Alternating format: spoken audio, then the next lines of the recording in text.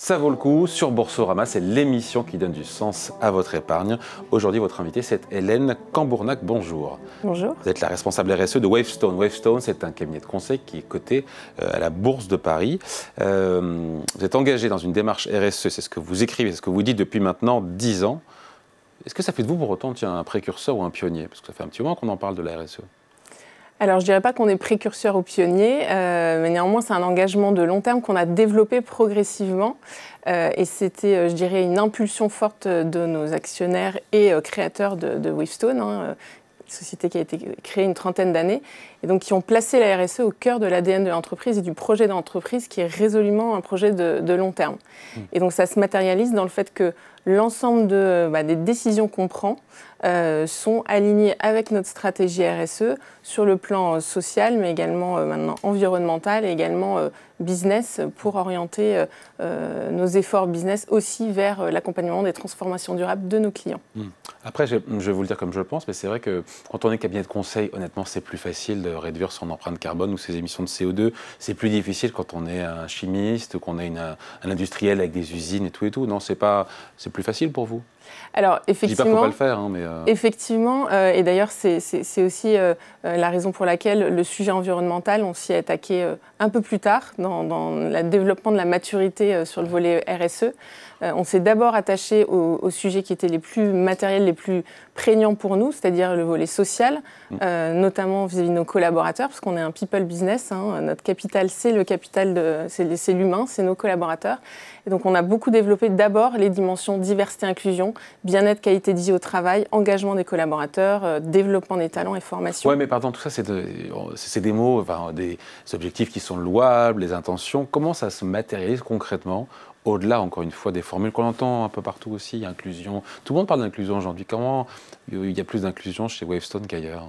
Alors, peut-être pour répondre déjà sur comment on matérialise tout ça, déjà, on n'est pas uniquement dans une déclaration d'intention, une expression d'ambition.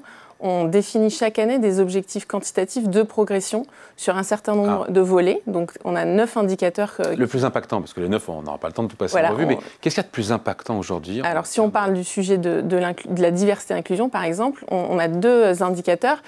Notre volonté sur le sujet de l'égalité professionnelle, c'est de faire progresser la part des femmes dans les fonctions managériales. On est où aujourd'hui?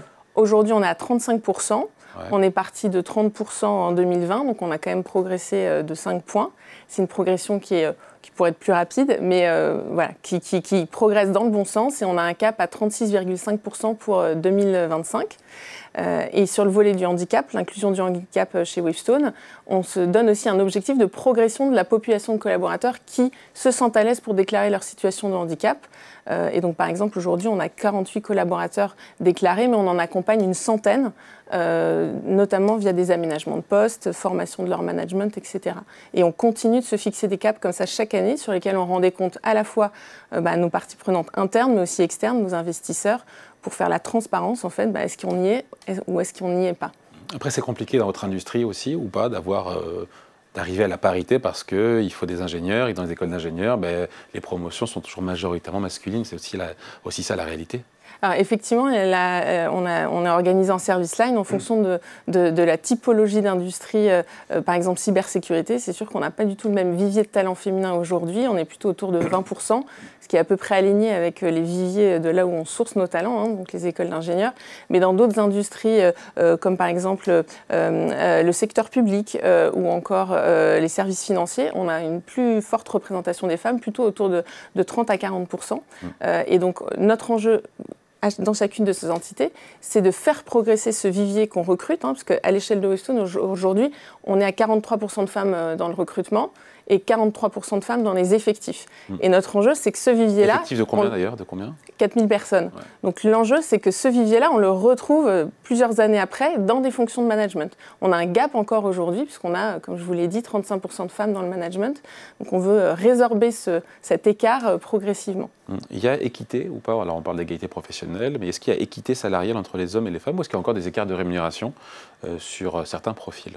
Alors, On a une politique salariale strictement équitable, c'est-à-dire qu'on a une transparence sur nos salaires, qu'on appelle les salaires repères, en fonction des différents grades d'évolution du parcours, qui sont communiqués à l'ensemble des collaborateurs. Et on a un processus d'évaluation qui est collectif, donc ce n'est pas juste un manager qui évalue une personne, c'est une décision collective.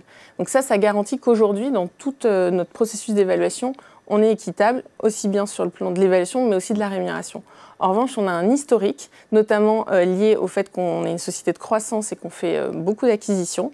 Et quand on fait des acquisitions, aujourd'hui, les cibles qu'on rachète, bien souvent, le management est très masculin et on ne fait pas de réajustement du salaire de ces personnes. Hein, ça fait partie de... À la baisse. Ouais, à la baisse.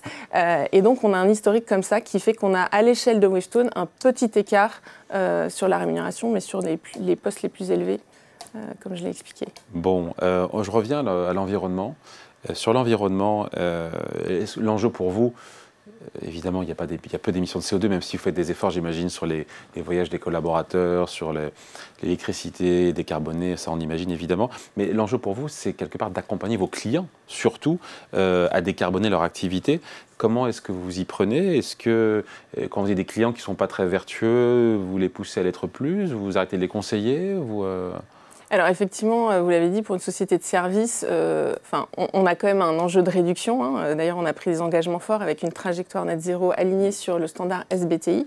Ouais. Et l'enjeu, c'est le scope 3 pour les sociétés de services. Exactement. Donc c'est vos clients. Comment est-ce que vous prenez en compte les émissions de vos clients? Effectivement, il y a les déplacements que vous avez évoqués, l'IT quand même, le digital, nos équipements et usages, et puis les achats quand même qu'on doit quand même décarboner. Et le gros du boulot? Le gros du boulot, c'est les clients.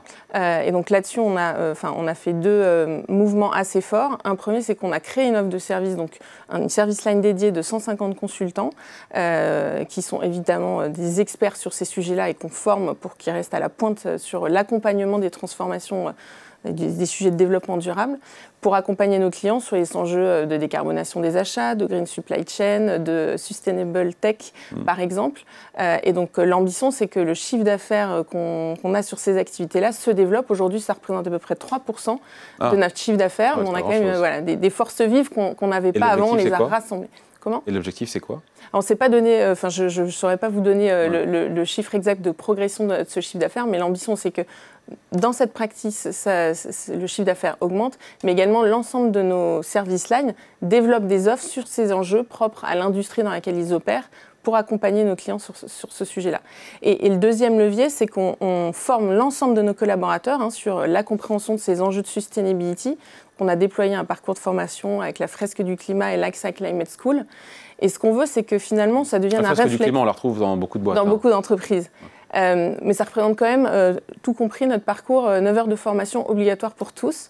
Donc c'est quand même un effort substantiel. Et ce qu'on veut, c'est que ça devienne un réflexe systématique dans n'importe quel projet, que nos consultants se questionnent sur finalement quels sont les enjeux RSE qui se présentent et comment je fais des recommandations pour soit atténuer des effets négatifs, soit vraiment intégrer, proposer des choses positives aux clients pour que finalement la valeur apportée par le projet soit maximisée et plus durable. Parmi tous les cabinets de conseil qui sont cotés en bourse, vous estimez être aux avant-postes ou faire votre best effort en matière de ESG, notamment de social et d'environnement ? Alors je dirais que nous, notre ambition dans notre plan stratégique, on a un objectif là-dessus, c'est d'être dans le top 5%. Et donc aujourd'hui on y est. Top 5% de des entreprises les plus performantes en matière de RSE.